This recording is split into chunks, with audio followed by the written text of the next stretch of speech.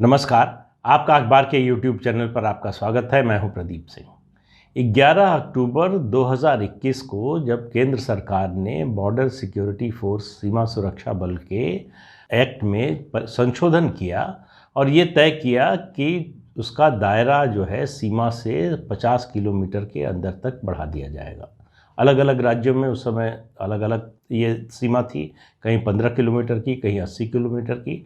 सरकार ने तय किया कि पंजाब, राजस्थान, गुजरात, पश्चिम बंगाल और असम, इन 5 राज्यों में बीएसएफ के कार्यक्षेत्र का दायरा जो है 50 किलोमीटर होगा। बॉर्डर से 50 किलोमीटर अंदर तक वो धरपकड़ कर सकते हैं, रोकथाम कर सकते हैं, जो भी उनके अधिकार हैं उस हिसाब से कार्रवाई कर सकते हैं। इसके अलावा नॉर्थ ईस्ट के राज्यों में मणिपुर, मिज़ोरम, मेघालय, नागालैंड, त्रिपुरा, इन राज्यों में तय हुआ कि जो है पूरा प्रदेश जो है वो बीएसएफ के कार्यक्षेत्र के दायरे में आएगा। तो इसका विरोध हुआ कांग्रेस शासित राज्यों में और पश्चिम बंगाल में। पंजाब में चरणजीत सिंह चन्नी के नेतृत्व में इस सरकार ने, कांग्रेस की, इसके खिलाफ एक प्रस्ताव विधानसभा से पारित किया कि ये हम लागू नहीं होने देंगे और ये संघीय जो ढांचा है देश का उसके खिलाफ है। इसी तरह से पश्चिम बंगाल ने अपनी विधानसभा में ये प्रस्ताव पारित किया। जब ये सरकार ने फैसला किया था उस समय इसका कैप्टन अमरिंदर सिंह ने समर्थन किया था। उन्होंने कहा था ये बहुत ज़रूरी है और जिस तरह से हथियार आ रहे हैं, जिस तरह से ड्रग आ रही है पंजाब में, उसको देखते हुए ये ज़रूरी है। उस समय भी सरकार की मंशा को लेकर सवाल उठाए गए थे, तो सरकार ने उस समय स्पष्ट किया था और कल संसद में भी स्पष्ट किया सरकार ने कि इसका ये जो संशोधन हुआ है बीएसएफ एक्ट में, उसका स्थानीय पुलिस के कार्यक्षेत्र से कोई टकराव नहीं है, कोई लेना देना नहीं है। जो अधिकार इन्वेस्टिगेशन का और चार्जशीट फाइल करने का स्थानीय पुलिस को है वो उसी तरह से बरकरार रहेगा। बीएसएफ को न तो इन्वेस्टिगेशन का अधिकार होगा, न ही चार्जशीट का फाइल करने का अधिकार होगा। तो इसलिए जो है बीएसएफ और जो स्थानीय पुलिस है, राज्य की पुलिस है, उसके अधिकार क्षेत्र में किसी तरह का टकराव या किसी तरह के विवाद की कोई गुंजाइश नहीं है। लेकिन जिनको नहीं मानना है वो नहीं माने। उस समय भी एक सवाल उठा था कि क्या सरकार सिर्फ इसलिए कर रही है कि स्मगलिंग बढ़ रही है ड्रग की और दूसरे सामानों की, हथियार आ रहे हैं पंजाब में। अगर पंजाब में ये समस्या थी, कुछ हद तक राजस्थान में, तो ये केवल इन 2 राज्यों के लिए हो सकता था। इसके पीछे का मकसद और उसकी पुष्टि दोनों हुई है मंगलवार को। मंगलवार यानी 30 नवंबर को। 30 नवंबर को बीएसएफ का 57वां यानी 57th रेजिंग डे था। उस दिन बीएसएफ के डीजी पंकज कुमार सिंह ने एक प्रेस कॉन्फ्रेंस की। उसमें उन्होंने जो बात बताई उससे आपको अंदाज़ा लगेगा कि केंद्र सरकार का ये कदम कितना दूरगामी है और ये किस तरह से देश की राजनीति को और सबसे ज़्यादा देश की डेमोग्राफी को प्रभावित करने वाला है। देश की डेमोग्राफी को लेकर, जनसांख्यिकी को लेकर लंबे समय से सवाल उठते रहे। असम का पूरा आंदोलन छात्रों का जो शुरू हुआ वो इसी कारण से शुरू हुआ, विदेशी घुसपैठ के मुद्दे पर। पश्चिम बंगाल, असम, त्रिपुरा और नॉर्थ ईस्ट के दूसरे राज्यों में यहाँ घुसपैठ की समस्या दिनों दिन विकराल होती गई। लेकिन देश में एक ऐसा राजनीतिक वर्ग था जिसने इस आपदा को अवसर माना और इस आपदा को और बढ़ाने में योगदान दिया कि जितने ज़्यादा लोग आ जाएं उतना अच्छा, ये हमारे कैप्टिव वोटर होंगे, तो इनके आधार पर हम चुनाव लगातार जीतते रहेंगे। असम में ये हुआ, पश्चिम बंगाल में ये हुआ, त्रिपुरा में ये हुआ। तो चाहे लेफ्ट फ्रंट की सरकार रही हो, चाहे तृणमूल कांग्रेस की सरकार रही हो, चाहे असम में कांग्रेस की सरकार रही हो, सबने इस बात को बढ़ावा दिया कि घुसपैठ को रोका न जाए और जो घुसपैठिए आ रहे हैं उनकी आवभगत हो, उनको आइडेंटिटी देने से लेकर राशन कार्ड बनवाना, उनके रहने की व्यवस्था, बिजली पानी की व्यवस्था, ये सब कुछ किया गया और उनको कहा गया कि जब तक हमको वोट दोगे तब तक तुम सुरक्षित हो। अगर हमारे बारे में ये सोचा कि वोट हम हमारे खिलाफ करोगे तो मुश्किल होगी।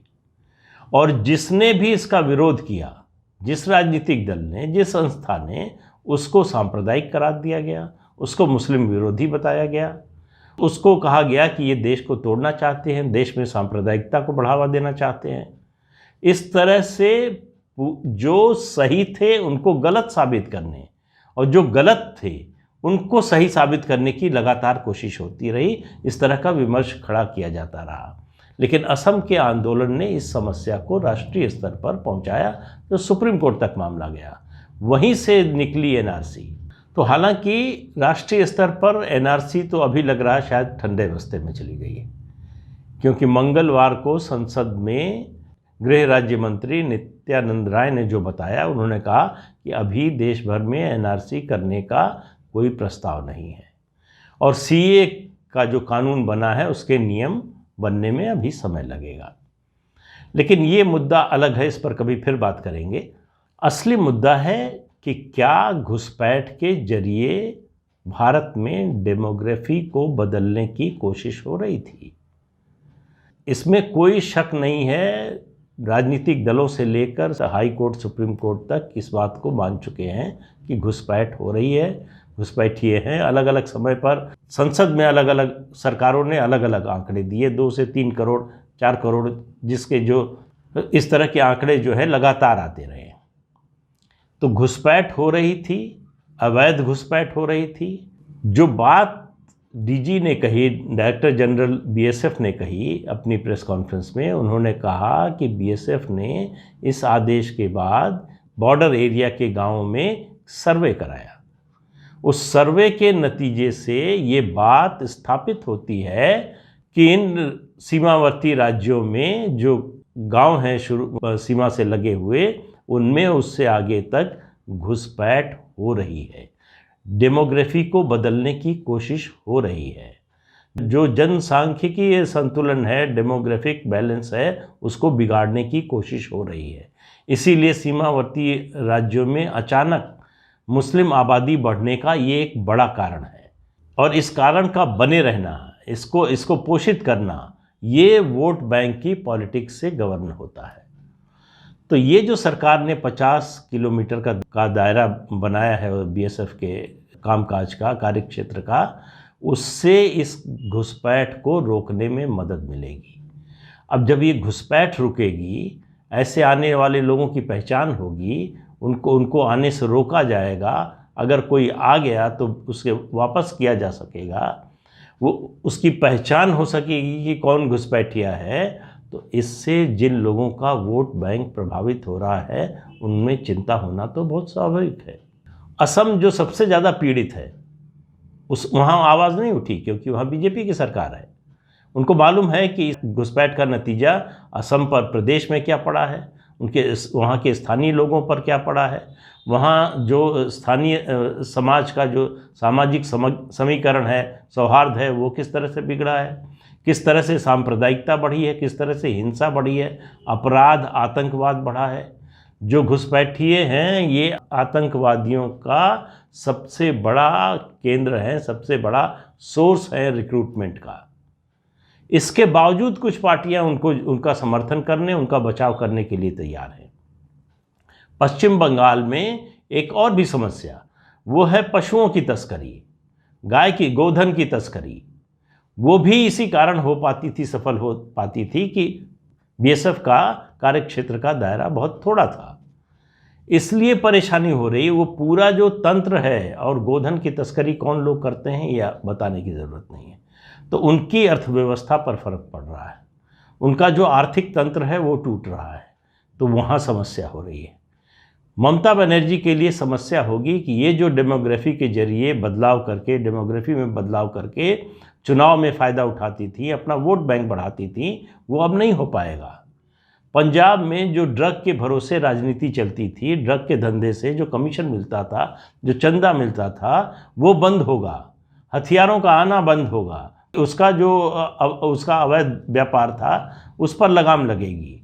इन सब वजहों से इन लोगों में खलबली है, बेचैनी है कि सरकार अब सीधे तो विरोध कर नहीं सकते।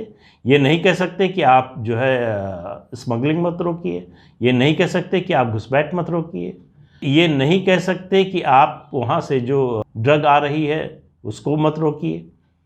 तो कहा क्या जा रहा है कि ये संघीय ढांचे पर हमला है।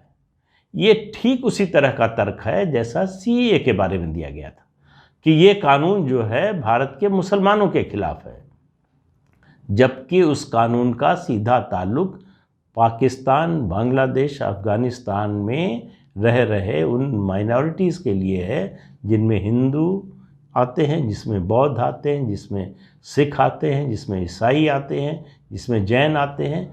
इन लोगों के लिए ये कानून है कि वहाँ से प्रताड़ित होकर धर्म के आधार पर, राष्ट्रीय धर्म है मतलब इस्लामिक स्टेट है ये तीनों, उससे अलग धर्म के मानने वालों के लिए वहाँ समस्या है। धार्मिक आधार पर जिनको प्रताड़ना सहनी पड़ रही है, उत्पीड़न सहना पड़ रहा है, अगर वो भारत आते हैं तो उनको भारत सरकार नागरिकता देगी। इसमें कहीं ये नहीं लिखा है, कहीं जिक्र नहीं है कि उसका भारत के मुसलमानों पर कोई असर पड़ेगा, लेकिन असर पड़ेगा। समस्या वो है। आप मेरठ चले जाइए, बहराइच चले जाइए, उत्तर प्रदेश, बिहार, पूर्णिया, किशनगंज चले जाइए, आपको ऐसे पाकिस्तानी मिलेंगे जो या तो वीज़ा पर आए, 15 दिन, 20 दिन, 25 दिन के वीज़ा पर आए और 20 साल से रह रहे हैं, जो घुसपैठ के जरिए आए और उनके राशन कार्ड बन गए, आधार कार्ड बन गए, सब कुछ बन गया है, सारी पहचान बन गई। समस्या उनके लिए है। ये जो सीएए का विरोध आपने देखा, ये जो बीएसएफ के अधिकार क्षेत्र बढ़ाने का विरोध आप देख रहे हैं, उसका कारण ये है कि उनकी पहचान होगी। आपको बताना पड़ेगा कि आप भारत के नागरिक हैं या नहीं हैं, एक बात। दूसरा, ये जो नल खुला हुआ था डेमोग्राफी को बिगाड़ने का, सांप्रदायिकता को बढ़ाने का, आतंकवाद के लिए नर्सरी खोलने का, वो बंद हो रही है। बीएसएफ के अधिकार क्षेत्र में, कार्य क्षेत्र में इस बदलाव से ये होने जा रहा है, इसलिए चिंता है। इससे आप अंदाज़ा लगाइए कि अपनी राजनीति के लिए, अपने वोट के लिए कहाँ तक कुछ राजनीतिक दल जाने को तैयार हैं। उनको इससे कोई फ़र्क नहीं पड़ता कि देश में इससे अपराध को बढ़ावा मिल रहा है, देश में इससे सांप्रदायिकता फैल रही है, देश में इससे आतंकवाद को बढ़ावा मिल रहा है। उनको इन सब चीज़ों से कोई मतलब नहीं, अगर उनका चुनावी हित सधता है। जो अवैध रूप से रह रहे हैं वो अगर उनका कैप्टिव वोट बैंक बनने को तैयार हैं तो उन्हें कोई एतराज़ नहीं। लेकिन मुझे नहीं लगता कि ये सरकार इसको ऐसा चलने देगी। उसका पहला कदम है। आगे क्या होगा मुझे मालूम नहीं है, लेकिन इसको रोकने के सारे प्रयास होंगे, ये मैं यकीन के साथ कह सकता हूँ। कितनी जल्दी होंगे, समय कितना लगेगा, ये भी पता नहीं है, लेकिन होगा ये निश्चित रूप से कहा जा सकता है। तो आज के अंक में इतना ही। अगले अंक में फिर मिलेंगे किसी नए मुद्दे के साथ। तब तक के लिए इजाज़त दीजिए। नमस्कार। आपसे अनुरोध है कि ये चैनल देखिए, लाइक कीजिए, शेयर कीजिए और सब्सक्राइब ज़रूर कीजिए। नमस्कार।